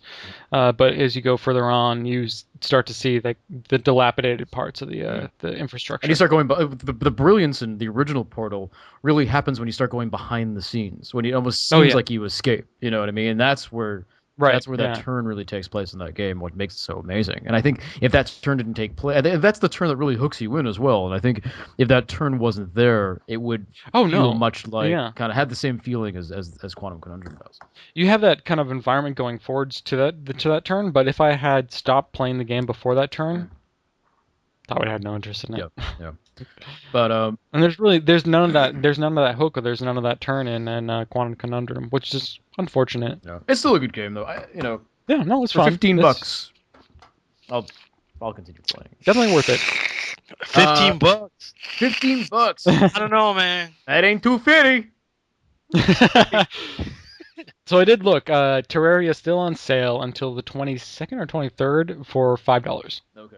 I think it was a flash sale. Did you get it on? Dude, it's worth it for $5, Joseph.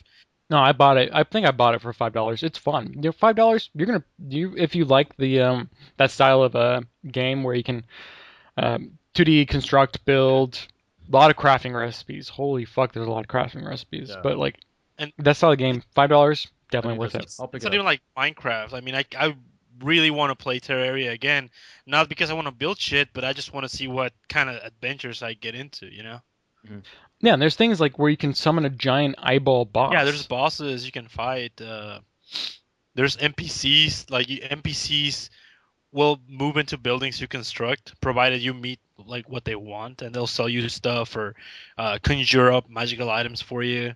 There's lots of crazy shit happening, like stars fall down from the sky at night, and you have to collect them before daylight comes out, and they give you magic spells and stuff. Mhm. It's so dope, dude. You actually get magic spells. It's awesome. Is magic It seems like they've been adding more and more to it. Because the last time I played it was like, God, probably about a year or two ago. And there's mods for it too. I was looking at the wiki, Yeah. you know, so I could learn more about it for my next playthrough. And it seems like there's mods which add new enemies, new terrains, new AI routines, stuff like that. Yeah, it seems like they really kind of because it was a small team. I know with the same thing with with Minecraft, they were I think they might have been developing alongside of Minecraft. And there was some influence between the two. Like they were like, oh, you know, we're developing this game. Oh shit, it's a lot similar to Minecraft. But it was a small dev team, and they, you know, decided, well, you know, we're gonna release it. We're gonna do the kind of like that. I think I don't know, because I bought it when it went on Steam, and I don't know if that was a beta, but they did something very similar to the Minecraft style of release, where they had, you know, an early copy of the game come out, and they continued to develop on it and add things to it. So when I played it, it's probably a lot different game than what it is How now. did I miss this game? This game totally just flew under the. Terraria came out, God, at least 2 years It ago. flew under the radar for me completely. Really? Yeah. Like the community was going fucking nuts about it. And they just recently announced the final. I don't The listen final to the community. update for it came out not too long ago, so the game is finished. Like it is. Oh, so they put released, they put a it's final finished, release on yeah. there. Okay, There's no cool. more updates. I'm gonna have to check it out now. 250. Alright, I'll download it. Is it on XBLA or is it just PC? It's just PC. PC. PC. Yeah, okay. because you need a mouse. So the I'm thinking of- the interface is. Wasn't there like yeah, a game on sorry. XBLA that has a name sort of like Terraria? There's a lot of games on HBLA that have games like something else. Yeah. Yeah. That's a stupid question. Well, XBLA, fuck it's that. like those movies that come out, like Transmorphers. or instead of like, cars, little cars. Yeah, little cars. Like micro machines. Mini machines. Mini mechanical machines. Like GoBots. Yes. Yeah, there's so many of those. So Instead of what is it? The paranormal activity, it's like what the fuck is it called? Paranormal Entity. Yeah, abnormal entity or something stupid No, like no. that. You know, I discovered, and let me tell you something before we move on to something else. Most of the market behind these movies are, you know, people who watch them, you know, for camp because they like cheap movies. Yeah. Grandmas who go to Blockbuster to pick up Transformers, and they're like, I don't know which one, fuck it, and they just go home with that one. Yeah. But I just realized on my last trip to Mexico that they do the same thing over there. They put them side by side, except that when they translate the titles, I mean, sometimes for someone who doesn't speak English and doesn't know the original titles, they might fall for that. Like sure. Paranormal Activity and Paranormal Entity. If you translate them both to Spanish, it's almost the same thing. And boxes look really similar. So I imagine some Mexican dude being like, "Oh man, I want to get scared today." Going to the Blockbuster and just being like, "What?" Like, it's you know, a 50-50 gamble. You know. If a Mexican man wants to get scared, all he has to do is go outside. He doesn't have to. He doesn't get a movie at all. That's more of an extreme sport than. Yeah, going to the video store is the extreme sport about it. Part of it. Yeah, not the movie watching. Not the movie watching. The only other thing I did is I went and I picked up. I go to the local game store sometimes. I look to pick up some used games, and for the fuck of it, I said, "Well, fuck it, why not?" I played this on PC. You know, I'll see how shitty it is on Xbox, and I picked up Battlefield 2 Modern Combat for the Xbox. And Battlefield 2? yeah, For the original Xbox, right? No, for 360. 360. Yeah, and it's shitty. It's awful. And not only is it awful, but I tried to play online, and the servers were down. They took the servers down. They're gone. Yeah, Entirely. they're gone. So I Yeah. couldn't even fucking play half of it. So fuck you. You can't even play local. Like have someone I bring can't- their Xbox over. I don't even know if I Like, can actually. two people. There's two options. There's like campaign and there's Xbox Live. And when I go to Xbox Live, it tries to connect to the EA servers and then can't. So, thank you. Thanks, That was EA. $8 well spent. What is it placed in? Because it's Battlefield 2. What? No, wait. It's Battlefield 2 Modern Combat for the Xbox. Battlefield 2. What era is it in? Xbox 360. No, I mean like what era is the game placed in? Modern Combat, dude. Modern Combat, it's called. It could be like I don't know. 1950. Battlefield started in 1942. That's not modern. Modern is now, son. It could have been, but when it was released, it could have been Desert War. God damn it. Oh, Come it's on. really bad. And the vehicles use the that really shitty left trigger for steering and for acceleration. Like the whole like Oh that. god, yeah, like the left, the right, and the forward. Yeah, to like steer the forward. Halo Oh, Warthog fuck. controls, and I fucking can't stand that shit. That's like the worst fucking thing in the world. Anyway, that's been my gaming experience this week. Was a little bit of Quantum Conundrum and like shitty Battlefield 2 on the Xbox 360. That's depressing. It's pretty pathetic. I think I might just quit video games altogether. just eschew all of Do them. it, Joseph. Sell- I hate video games. sell I them hate all. so much. Oh, you know what else I did play? Because we're doing Retro Week. I started playing Super Metroid for the first time. Oh, how do Oh you yeah, think And- about that? It's fucking awesome. It's really good. it's considered one of the better Metroids. Yeah, no, it's really good. It's like, total Metroidvania, whatever you want to call it, but Metroid. But I'm Yeah. really enjoying it. I think I got to a point where I'm kind of stuck and I have to see where I want to go. I haven't backtracked correctly yet, once I found my stuff. But it really pushes you along. I played for a good solid 3 hours and I never got tired of it. Yeah, the first Metroid game I actually played and beat. Well, the first one I played was Metroid, obviously, because I was born early '80s. But the first one I beat was Prime Mhm. on the GameCube, which Prime, was still Metroid Prime. Is a really good game. I don't know if you've played it yet or not, but fuck. Played Metroid Prime, Joseph? I played a little bit of it. I have 2 copies of it for some reason. Earlier, when you guys were talking about first-person platforming, Yeah. was Prime is so good though, man. Prime is like a really, really great Metroid I have game. a copy of Prime, like Echoes Prime 2. yeah. Is that? Oh yeah, Prime 2. I don't know. It's still I've heard of it. good. It's still really good. Still really good because there's the whole like light and dark thing. It's kind of annoying, but once you figure it out, it's a little bit more of an extra challenge. Mm. And if you just got off Prime 1, because I played them pretty much back to back, I got them like a while after they come out on my GameCube. So when you're done with 1, you're pretty pro. So you jump on 2, and the dark world, light world mechanic, where when you're in the dark world, you're constantly losing health. Mm. You don't really. I mean, it doesn't really bother. It never bothered me that much. Mhm. But yeah, I was looking for my copy of Metroid Prime, but I can only find Metroid Prime 2. So right now I'm just making. No, that. that's depressing. I like the music though. The music in both games is really Yeah. similar. It's really like alien and otherworldly, Yeah, much well, like it is in Super Metroid. Mm-hmm. And the original Metroid as well. I mean, I love the music in the Metroid games. Oh yeah, it's kind of interesting how those older NES and SNES consoles were able to create such a kind of genre-defining soundtrack with just like really horrible Like MIDI emulated stuff. MIDI Well, I read music. an article quite a while ago about someone who made the argument that music was better and more memorable back in the day because of the limited tools it had to be. Yeah, Like you had to come up with good melodies and good beats and good music because you were limited by the technology. Now with all it's so kind of overproduced that it's easy to put out stuff that's just not very memorable. And there's these scores and so. that's true. Yeah, because you only have like basically with like any kind of NES or SNES game, you have a melody, Mhm. and you might have a back like a bass line. Mhm. Like that's it. Yeah. You got 2 things Yeah, going. so it has to be good. It better. Yeah, You better have a exactly. good fucking melody with your 2 instruments.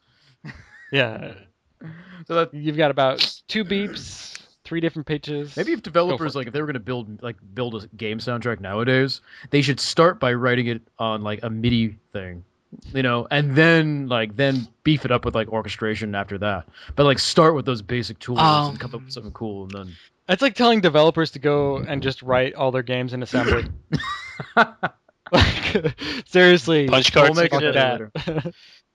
you need you need to get punch cards. You punch that shit Yeah. out. You need to get a fucking big ass machine. Assassin's Creed 4. Yeah, giant cards. Insert card Yeah. 734. No, it's more like 2,734. Or like Ugh. those real tape machines back and forth. All right, he just turned left. Get card 2,954. Yes. Oh man, best QuickTime events ever. Ugh. Like insert tape 259 if you want to press A, 258 if you want to press B. You're like, oh shit, I only have 259. Well, fuck it. Well, 259 sorry, is DLC. They sell you it. They Yeah, they sell you that one later. Yeah, You have to mail order it. And pay shipping. They Pay sell like it $10 of shipping because it comes in a giant box. to you. Ugh, Oh man. fuck. So that's what I've been playing. Is there any news we need to talk about? Anything happened this week? It's been Comic-Con. So I mean, Yeah, I've Comic-Con. hardly been paying attention. There's something about a Deadpool game that's being made. A lot of this shit that comes out from Comic-Con. I'm not a big comic book guy. So someone says, there's a Deadpool game being made, and everyone's like, shitting their pants in their shit shower. And I'm like, all right, well, I guess I've seen Deadpool in Marvel vs. Capcom. I mean, it's kind of cool, but I don't know anything. A lot of people like the character. I honestly haven't not read the comics, but I know a lot of people that really enjoy the character. I know nothing about the character. Do you ever play X-Men Legends 2, Joseph? No. Because but you know what those games were like, Marvel Alliance, X-Men Legends, stuff like that. Marvel Ultimate Alliance. I think Top-down action RPGs. Yeah. Deadpool was an unlockable character on X-Men Legends 2, and I think that's pretty much the only thing I know him from, and from what people have told me. But he's a pretty cool character. Okay. Yeah, I just feel kind of disassociated from a lot of the comic like San Diego Comic-Con stuff. Well, I mean, the Comic-Con isn't even about comic books anymore. It's I know it's all sci-fi. They have panels with the people from Dexter and stuff. Yeah. What the hell? It's like pop culture now. It's just all pop culture. Yeah. Maybe I'll go next year. Every year I say, I should go to Comic-Con at some point, but I never go. Yeah, I got family down there. I might as well go at some point. Oh, yeah. Oh. If you're gonna go, let me know. If Seriously. you're gonna go. I will. Yeah. Hey, my brother. Can me and a bunch of random dudes crash at your house with your family? Come on, we're good people. Come on, we're good people. Let's go. We're good people. So there was a Deadpool game. Was there any other news that came out this week that we should start talking about? New. Chris was saying that there's a new Godzilla movie. A new Godzilla movie. Is that video game related? What the fuck, Chris? Wait a second. But there's a new Godzilla movie. That'd be kind of cool. Apparently, yeah. It's not like it's going to be the shitty one with Matthew Broderick. Oh, Right? God. That movie had Jan Reno on it. Janet Reno was in Fuck that. you. What? Janet Reno. Wow, that would be amazing. Does she play Godzilla? She does. I'm skimming through the Well, fucking after- gaming news. After she left the State Department, she had to do. Janet Reno Rockstar- comes back as Rockstar Godzilla. hints. Flattens Waco, Texas. God. Rockstar hints at Red Dead Redemption sequel. That's more rumors and news, but that would be pretty pimp. I still got to play the first one. There. What? Oh, great. Chris made a link, but it didn't work. Oh, Chris fails. Chris fails. Chris, you failed the internet. The internet. Go back and get a degree. Degree in the internet. In posting links. You need an internet degree, son. Oh man. No, I don't want to see Dominoes. God damn it. There was a new video clip for The Last of Us released, I think. Oh, yesterday. I did see. Oh, yeah. That's looking pretty good. There was no action. It was just characters. Yeah, that's all they've really shown. They haven't shown any kind of actual gameplay. No, they Well, did. E3. Oh, actually, no, they did. They did show that one where they're in that kind of apartment Yeah, building, right? E3. Yeah. Yeah. But That's true. old news. That's old news. This one was just more of a showing the characterizations between the two characterizations and stuff, which looks fantastic. And Naughty Dog that's something they specialize at. So, but of course, it's like the characters were basically what that scene did was build up to what essentially looked like was going to be a fetch quest. Oh my god! I'm reading this summary of the Godzilla trailer, and it's fucking awesome. What happens? So Jesus Christ, this is the worst summary ever. Read it verbatim. Let's hear it. The footage fades in, and we see a massively destroyed city landscape. I hate when they do this shit. When they try to describe the trailer secondhand. It gets better. It gets better. So the footage fades in, and we see a massively destroyed city landscape with people standing around, wondering what the hell just happened. Wow, very. The camera pans across the devastated city, revealing buildings torn up. Revealing buildings torn up, buildings with giant holes in them. Giant holes. Godzilla is yes. Godzilla has obviously smashed his way through. No them. shit. Like these people were just wondering what the hell happened, and then all of a sudden they leap to the conclusion that Godzilla has obviously smashed its way through. Obviously, that's how it happens, Bobby. No. Oh, it's like, oh fuck, Godzilla. It's like an epiphany, dude. It comes out. Because obviously, well, the tsunamis happened in Japan recently. That's because Godzilla farted. Yeah, you look around, you're like, everything destroyed, but there's no water, so it. Most it's fucking. There's no fires, so it can't have been an earthquake. So the Godzilla. You bastard. We then see a 6-armed monster laying dead in the city rubble. Wait, a 6-arm or a 6th arm? A 6-armed muscle or 6-armed muscle. Jesus Christ, 6-armed monster. So it's a monster that has 6 arms. Okay. There's a lot of dust flooding the screen, but we can see Godzilla through the dust. The camera moves up to his back, and we see the scales and horns on his back tail, or on his back and tail. As it gets to the top of his head, he turns. We see his profile, and lets out the signature blood-curdling, booming scream, and then it ends. So you know how people nowadays say that movie trailers spoil most of the cool moments from movies. Mm-hmm. This movie trailer just spoiled the ending to the movie, where it got because he fought a 6-armed monster's ass. Yeah. Well, you kind of know that Godzilla's gonna I don't know. Maybe Godzilla fucking dies in this one. I don't know. Oh, that's true. That's true. At least keep the mystery open. I guess. Yeah. And then Gamera shows up. Mm-hmm. Ultraman. And Mothra. And all the other Ultraman shows up. Mm-hmm. I was just partial to Mechagodzilla myself. As an enemy, just because he's a giant robot Godzilla, it's hard to get cooler than that. So. Oh yeah, Godzilla did die in the 1995. In the 95 film?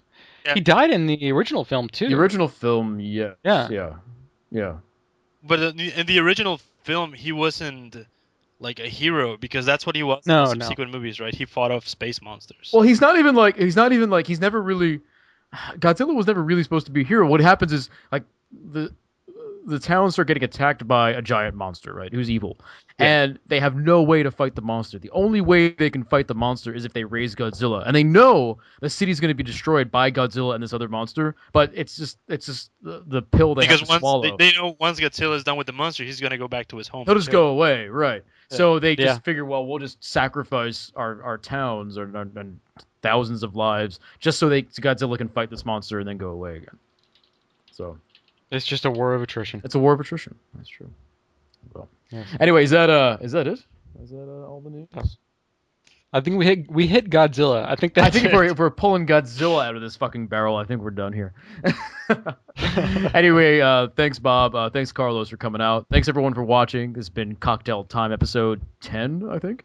Here at 4Player Podcast. Make sure you check out the main website at 4playerpodcast.com. And stick around because Brad will be taking over as soon as we're done. So everyone, have a good night. And hold on, wait, I didn't get the music set up. What? We have to do this right. I don't have the music set up. Tara ran by and threw a sock that just flew right by my head, and I was able to. It missed me entirely, but I was able to watch it live on the feed as it flew by in slow mo. Modern technology. Oh shit. It's like my idea I had. I'll tell you guys later. No, so just do it now real quick. Go for it. Okay. I had this idea when I was broadcasting Chrono Trigger about making a short movie like a Twilight Zone episode about this dude who broadcasts games, right? Mm-hmm. And then one of his viewers realizes that when he's watching the stream, he's watching the stream say 5 minutes into the future. Mhm. So then the movie's about this dude trying to let the other guy know, like, hey, I can see 5 minutes into your future and how they can exploit that for the benefit of mankind. It's kind of like that early edition It's with Five- transmission. Is that what it is? Yeah. 5 minutes is not a long time. Dude, No, it's 5 minutes is perfect. Originally, it was 10 seconds, but 5 minutes is great because for the purpose of a short fiction, I mean, 5 minutes is plenty of time for you to do something relevant, Mhm. but it's short enough of a wait that you'll be able to see the consequences without, standing around for too long or Right. cutting to useless Yeah. crap. I think it's a good amount, 5 or 10 minutes. I like that. I like that. Because see, once you change the future, like once the guy tells the dude to do something, Mhm. he pretty much cannot alter the future anymore because 5 minutes is pretty short notice. So he has to stand there and watch his actions unfold. And you end up having to live with your decisions at that point. Yeah. You know. And they just wasted it on like, dude, you should have chose Renegade at that option. You totally screwed yourself. You're not gonna get the max builded character. Mhm. No, So I'm anticlimactic. thinking they will take it out of the realm of video gaming and go rob a bank or something. Like the dude will be walking around with his laptop on a webcam, like, tell me what happens next. Tell me what happens next. And the dude's on the, oh shit, man, don't make a left to that next street. Stuff like that. But then he's on AT&T and it's delayed by 5 minutes and it's completely useless. Yeah, it's the same. Well, then we just make the time lapse 10 minutes, so it's only a. You have to. God All right, damn guys. it, Bob, this is a show where like time travels. So cell phones work correctly. Right. Oh man. Nobody has AT&T. Is that what this world is? Mhm. It's Verizon. All right, guys. Thanks a lot. We'll see you all later. Uh, Ludicrous speed!